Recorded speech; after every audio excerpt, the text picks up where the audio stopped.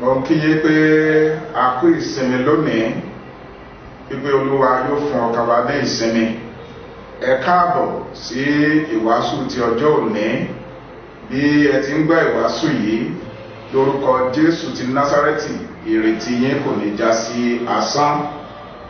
Èmi ni àlùfáà àti ọ̀mọ̀wé Bámidélé Ọlásùpọ̀ Oyègòkè, olùṣọ́ àgùntàn ìjọ Mushin Baptist Church Lagos. Mo ń sọ àsọtẹ́lẹ̀ yìí sínú ayé rẹ wípé ọfà ẹni bí tí wọ́n fi sùn ọ́ lórúkọ Jésù kò ní wọlé sí ọ lára. Lórúkọ Jésù yóò padà sí ibi tó ti wá. Mo gbàdúrà fún ọ lónìí pé gbogbo ilẹ̀kùn tí a ti tì mọ́ ọ lọ́gán òní yóò ṣí. Láti òní lọ, gbogbo ọ̀rọ̀ burúkú tá a sọ lòdì sí ọ kò ní wá sí ìmúṣẹ. Ọlọ́run nínú àánú rẹ̀ yóò máa tọ́ ìṣiṣẹ́ rẹ. Olúwa yóò darí ayé rẹ. Ọ̀nà òní hámọ́, ọ̀nà òní dímọ́.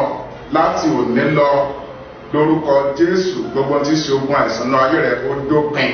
Gbogbo tí ṣe ogun ìjákulẹ̀ nínú ayé rẹ ó dópin. Lórúkọ Olúwa, ò ní ṣubú, ò ní farapa. Láti òní lọ, bí Olúwa ti ń bẹ tí ẹ̀mí rẹ̀ ń bẹ láàyè, wà ní ẹ̀rí titun, wà sì kọrin titun ní orúkọ ti Bàbá, ní ti Ọmọ àti ní ti Ẹ̀mí Mímọ́. Àmín. Bíbélì ọ̀rọ̀ Ọlọ́run tí a ó kà lónìí, ó wà ní ìwé Kọ́ríńtì kínní orí 9 láti ẹsẹ̀ 24 dé 27. Kọ́ríńtì kínní orí 9 ẹsẹ̀ 24 dé 27. Ẹ̀yin kò mọ̀ pé àwọn tí ń sáré ìje gbogbo wọn ní sáré ní tòótọ́, ṣùgbọ́n ẹnìkan ní gba èrè náà. Ẹ sáré bẹ́ẹ̀ kí ẹ̀yin kí ó lè rí gbà. Àti olúkúlùkù ẹni tí ń jìjàdù àti borí àwọn ní ìwọ̀ntúnwọ̀nsì nínú ohun gbogbo. Ǹjẹ́ wọ́n ṣe láti gba dé ìdíbàjẹ́, ṣùgbọ́n àwa èyí tí kì í díbàjẹ́. Nítorí náà bẹ́ẹ̀ ni èmi ń sáré, kìí ṣe bí ẹni tí kò dá lójú. Bẹ́ẹ̀ ni èmi ń jà, kìí ṣe bí ẹnìkan tí lu afẹ́fẹ́, ṣùgbọ́n èmi ń pọ́n ara mi lójú. Mo sì mú wá sábẹ́ ìtẹríba pé lẹ́yìn tí mo ti wàásù fún àwọn ẹlòmíràn nítorí ohunkóhun, kí èmi tìkára mi má ṣe di ẹni ìtanù. Èyí ni ọ̀rọ̀ Olúwa. Kí Olúwa kó bùkún ọ̀rọ̀ rẹ̀ fún ìgbàlà ọkàn wa. Àmín. Bàbá wa àti Ọlọ́run wa, agbẹ́yìnga fún orí ọ̀fẹ́ tí ẹ fún wa láti wà níwájú yín lónìí. Lórúkọ Jésù, ẹ gba ọpẹ́ wa. Àkókò tó láti lọ nínú ọ̀rọ̀ yín. Ní orúkọ Jésù, Olúwa ẹ bá wa sọ̀rọ̀. Àkọ́ wípé o rán ọ̀rọ̀ rẹ, ó sì mú wọn lára dá, ó sì gbà wọ́n kúrò ní ìparun wọn. Olúwa, rán ọ̀rọ̀ rẹ sí wa, rán ọ̀rọ̀ ìyè sí wa, rán ọ̀rọ̀ ìṣẹ́gun sí wa, rán ọ̀rọ̀ àlàáfíà sí wa, rán ọ̀rọ̀ ìbùkún sí wa. Fún gbogbo etí tó ń gbọ́ ọ̀rọ̀ yìí, lórúkọ Jésù ẹ ó yè. Lórúkọ Jésù ẹ ó di alábùkún fún, yóò sì dára fún yín. Bẹ́ẹ̀ ni yóò rí ní orúkọ Jésù Kristi Olúwa wa. Àmín. Orí ọ̀rọ̀ tí à ń kíyèsí lónìí nínú ìwàásù yìí, ó ní sísáré ìje. Sísáré ìje. Nínú àwọn lẹ́tà Pọ́ọ̀lù àpọ́stélì tí a mọ̀ sí èpísítélì, ó ṣe àkàwé, ó ṣe àfiwé, ó ṣe àfijọ ìrìn àjò ọmọlẹ́yìn Kristi gẹ́gẹ́ bí eré ìje. Nínú ìwé Fílípì orí 3 ẹsẹ̀ 13 sí 14, ó lo àkàlò èdè fún ìgbésí ayé Kristẹni gẹ́gẹ́ bí eré ìje. Nínú ìwé Tìmótíù kínní orí 4 ẹsẹ̀ 7 sí 10, ó lo àkàlò èdè eré ìdárayá fún ìgbé ayé Kristẹni. Nínú ìwé Tìmótíù kejì orí 4 ẹsẹ̀ 7 sí 8, ó lo àkàlò èdè jíjà ìjà rere ti ìgbàgbọ́ fún ìgbésí ayé ọmọlẹ́yìn Kristi. Ìgbésí ayé Kristẹni ó jẹ́ ìgbésí ayé èyí tí a ní láti gbé, tí a ní láti palẹ̀mọ́, tí a ní láti kẹ́kọ̀ọ́ gidigidi láti rìn nínú rẹ̀. Nínú ìgbésí ayé Kristẹni tí a ń sọ nípa rẹ̀ yìí, gẹ́gẹ́ bí àwọn tí ń sáré ìje ti ń palẹ̀ mọ́, bẹ́ẹ̀ ni àwa náà gbọ́dọ̀ palẹ̀ mọ́ dáadáa. A gbọ́dọ̀ palẹ̀ mọ́ gidigidi fún eré ìje èyí tí à ń sá. Ìpalẹ̀mọ́ wa ó pè fún àkókò, yóò gbà wá ní àkókò, ó pè fún agbára, ó pè fún ọgbọ́n, ó pè fún ìmọ̀ àti òye, ó pè fún ìfi ọkàn sìn, ó pè fún ìfi ara ẹni jìn, ó pè fún àfojúsùn èyí tí kò gbọdọ̀ tà sí. A gbọ́dọ̀ gbé ìgbésí ayé Kristẹni ká sì mọ àwọn òfin ètò rọ̀ mọ́ eré ìje tí à ń sá, gẹ́gẹ́ bí a ti kọ sílẹ̀ nínú ọ̀rọ̀ Ọlọ́run. Nínú ìwé Tímótíù kejì orí kejì ẹsẹ̀ 5, ọ̀rọ̀ Ọlọ́run sọ fún wa wípé bí ẹnikẹ́ni bá sì ń jà, a kì í dé ní adé bí ó ṣe pé ó bá jà ní àìṣèrú.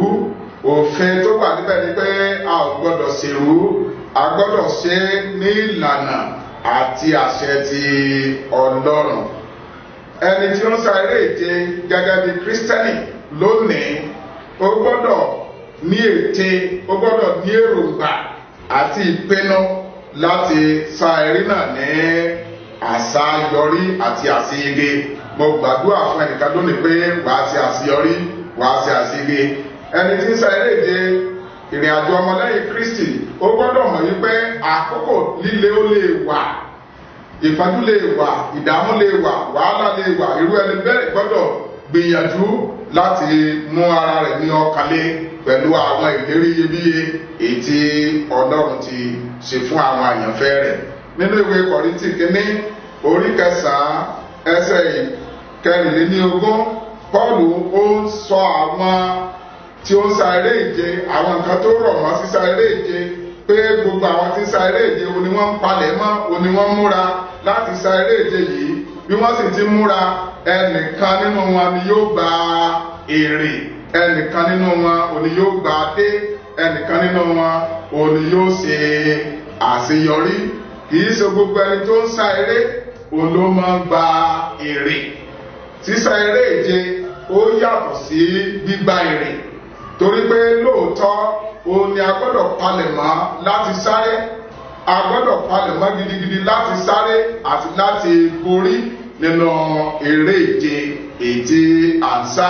Nítorí náà òun ni a fi ń gbé yẹ̀wò lónìí gẹ́gẹ́ bí Kristẹni pé eré ìje ti ẹ̀mí tí à ń sá ó yàtọ̀ sí eré ìje ti ara. Eré ìje ti ẹ̀mí tí à ń sá kìí ṣe pé torí pé mo lè sáré gidigidi tàbí èmi ni mo máa sáré jù, òun ni èèyàn fi máa ń gba èrè. Àwọn nǹkan tó pè fún ìbéèrè méjì, òun náà ni ẹ̀kọ́ yìí yóò gbìyànjú láti dáhùn rẹ̀ fún wa. Nínú ìbéèrè méjèèjì yìí, ìdáhùn yóò yànnàná àwọn nǹkan tí a lè ṣe, àwọn àmúyẹ èyí tó lè ràn wá lọ́wọ́ láti sáré àti láti ṣe àṣeyọrí. Mo ń sọ fún ẹnìkan lónìí pé lórúkọ Jésù wàá ṣe àṣeyọrí.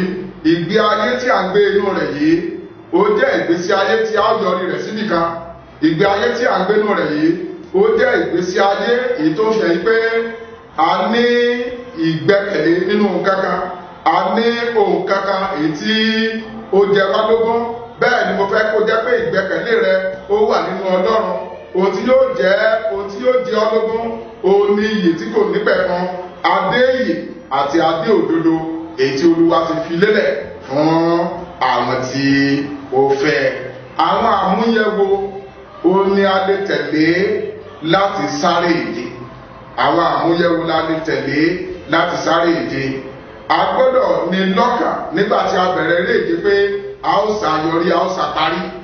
A sì gbọ́dọ̀ ní lọ́kàn yìí pé a ó sa eré ìje yìí, a ó sì gba adé, a ó sa eré ìje yìí, a ó sì gba èrè, a ó sa eré ìje yìí, a ó sì ṣẹ́gun. Torí pé sísá eré ìje ó pè fún nínú èròǹgbà, nínú ìpinnu, ó pè fún ìṣẹ́rẹ́ni, ó ó pè fún iṣẹ́ takuntakun, ó pè fún kí a máa palẹ̀ mọ́ ní gbogbo ìgbà nítorí pé a gba èrè ní ọ̀dọ̀ Ọlọ́run. Ohun kan mìíràn tí ó jẹ́ àmúyẹ fún wa ó ní pé àwọn nǹkan tí ò ní jẹ́ ká sa eré yẹn láṣàyọrí, tí ò ní jẹ́ ká parí eré ìje yẹn, a gbọ́dọ̀ mú kúrò lójú ọ̀nà wa. A gbọ́dọ̀ mú àwọn nǹkan tí ò ní jẹ́ ká sa eré ìje ní àṣàyọrí, a gbọ́dọ̀ mú kúrò ní ojú ọ̀nà wa. A gbọ́dọ̀ fi ara wa fún kíkọ́ ẹ̀kọ́ Bíbélì, kíkọ́ ẹ̀kọ́ Bíbélì, torí pé ìṣe pàtàkì ẹ̀kọ́ Bíbélì, àdúrà àti ìsìn yóò ràn wá lọ́wọ́ láti ní okun, láti ní agbára, láti ní ìkìmì nínú, láti sá eré ìje èyí tí à ń sá. A gbọ́dọ̀ mọ̀ yí pé kíkọ́ ẹ̀kọ́ Ọlọ́run lóòrèkóòrè ó ní ìgbésí ayé ìgbàgbọ́ wa ó ní ó dúró lórí. Síwájú sí a ò gbọ́dọ̀ ṣàárẹ̀ nínú ṣíṣe rere, a ò gbọ́dọ̀ ṣàárẹ̀ nínú ṣíṣe rere. Ìwé Gàlátíà orí 6 ẹsẹ̀ 7 sí 9 ó ní bí àwa kò bá ṣàárẹ̀, ó ní àwọn ò fi ayọ̀ ká. Nígbà tí a bá ṣàárẹ̀ nípa ṣíṣe rere, ó ní àwọn ò fi ayọ̀ ká. Mo ń sọ fún ẹnìkan lónìí pé gbìyànjú láti gbin irúgbìn rere, bẹ́ẹ̀ ni ìwọ sì ká èso ìyè tí kò ní pẹ̀kun. Nínú ìwé Éfésù orí 6 ẹsẹ̀ 10 sí ẹsẹ̀ 20 ó sọ níbẹ̀ fún wa pé kí a gbé ìhámọ́ Ọlọ́run wọ̀, kí a máa gbàdúrà ní ìgbà gbogbo, kí a lè kọjú ìjà sí àrékérekè ti èṣù.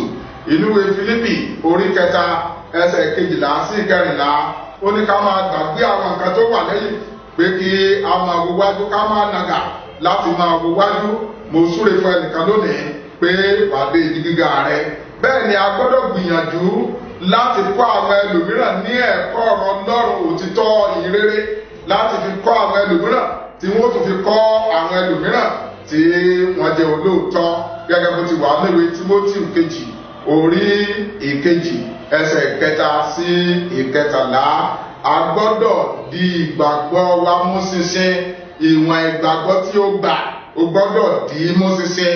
Má ṣe bojú wẹ̀yìn nínú ìgbàgbọ́ rẹ. Jẹ́ akọni nínú ìrìn àjò ìgbàgbọ́. Jẹ́ akọni ọkùnrin nínú ìrìn àjò ìgbàgbọ́. Má ṣe darapọ̀ mọ́ nǹkan ti ayé yìí.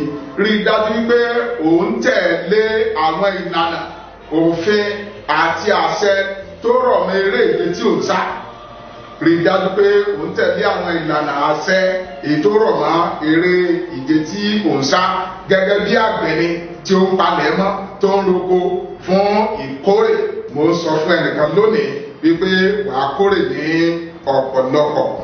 Àwọn àmúyẹ̀wò òun ni a nílò láti tẹ̀lé tí a bá fẹ́ borí nínú eré ìje, tí a fẹ́ gba dé nínú eré ìje èyí tí à ń sá.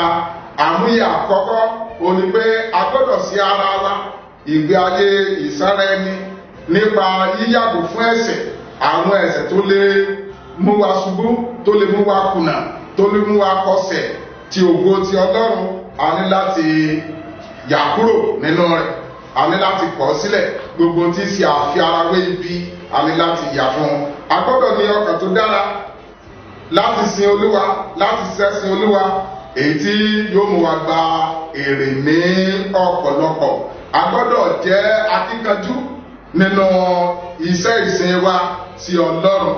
Bẹ́ẹ̀ ni a gbọ́dọ̀ mọ̀ nínú ọkàn wa wípé bí ènìyàn bá kùnà láti sá eré ìje bó ti yẹ kó sá nípa ìlànà àti àwọn òfin tó rọ̀ mọ́ eré ìje rẹ̀, wọ́n gbà kúrò, wọ́n yọ kúrò, kò ní lè ṣe àṣeyọrí. Mo ń sọ fún ẹnìkan lónìí pé lórúkọ Jésù wàá ṣe àṣeyọrí. Jẹ́ kí n bi ọ́ léèrè, ìwọ olùgbọ́ ọ̀rọ̀ mi, báwo ló ṣe ń sá eré ìje ìgbàgbọ́? Báwo ló ṣe ń sá eré ìje ti Kírísítẹ́nì? Ǹjẹ́ ò gbé ìgbésí ayé ìkóra ẹni níjàánu? Ǹjẹ́ òun sá eré yẹn ní ìbámu pẹ̀lú àṣẹ àti ìlànà tó rọ̀ mọ́ eré ìje tí ò ń sá? Kírísítẹ́nì a ní eré ìje láti sá. Kírísítẹ́nì a ní àfojúsùn tí a ó fi gbà dé. Kírísítẹ́nì a ní iṣẹ́ ìránṣẹ́ èyí tí a gbọ́dọ̀ ṣe àṣeyọrí nínú rẹ̀. Mo fẹ́ sọ fún ọ ọ̀nà yìí lè nira díẹ̀, ó lè le díẹ̀, ṣùgbọ́n nínú ìrìn àjò yẹn Olúwa yóò gbé ọ ró, Olúwa yóò sì ràn ọ́ lọ́wọ́. Báwo ló ṣe ń gbé ìgbésí ayé rẹ? Oríṣiríṣi ọ̀nà ni àwọn èèyàn lè gbàgbé ìgbésí ayé wọn, ṣùgbọ́n mo ń rọ̀ ọ́ lónìí láti yàn láti gbé ìgbésí ayé rẹ ní ìbámu pẹ̀lú ọ̀rọ̀ Ọlọ́run, láti sin Ọlọ́run, láti sáré ìje àti láti ní lọ́kàn láti gba adé.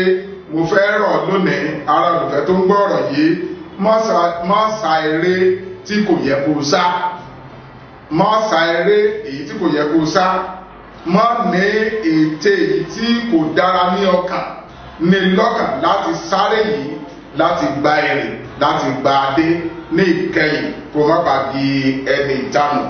Jésù Olúwa ń pè ọ́, ìwọ olùgbọ́ mi lónìí, láti wá sí ọ̀dọ̀ rẹ̀, láti gbà á gẹ́gẹ́ bí Olúwa àti olùgbàlà rẹ, pé nínú ìrìn àjò rẹ láyé kó má bàa pàdánù, pé nínú ìrìn àjò rẹ kó bá lè ṣe àṣeyọrí sí rere. Gbàdúrà pẹ̀lú mi pé Jésù Olúwa wá sínú ọkàn mi lónìí, mo fi ayé mi fún ọ, kọ orúkọ mi sínú ìwé ìyè, fún mi lágbára láti bá ọ rìn títí dópin, ní orúkọ Jésù Kristi Olúwa wa, àmín. Ẹ̀yin ọmọ Ọlọ́run, mo fẹ́ kí a gbóhùn sókè pé Olúwa ràn mí lọ́wọ́. Gbóhùn sókè nínú àdúrà pé Olúwa ràn mí lọ́wọ́, má jẹ́ n kùnà nínú eré ìje yìí, Olúwa má jẹ́ kí n já ọkùnlẹ̀. Olúwa ràn mí lọ́wọ́ láti lè ṣe àṣeyọrí, láti lè gba ẹ̀rìn nínú eré ìje yìí. Olúwa má jẹ́ jẹ́ ẹni ìtanù níwájú rẹ. Máa dúpẹ́ lọ́wọ́ Ọlọ́run torí pé ó ti gbọ́ àdúrà rẹ, ní orúkọ Jésù Kristi Olúwa wa, àmín. Ọlọ́run ìyè àti agbára, a dúpẹ́ fún ọ̀rọ̀ rẹ tó ti rán sí wa. Bàbá, gba ọpẹ́ wa.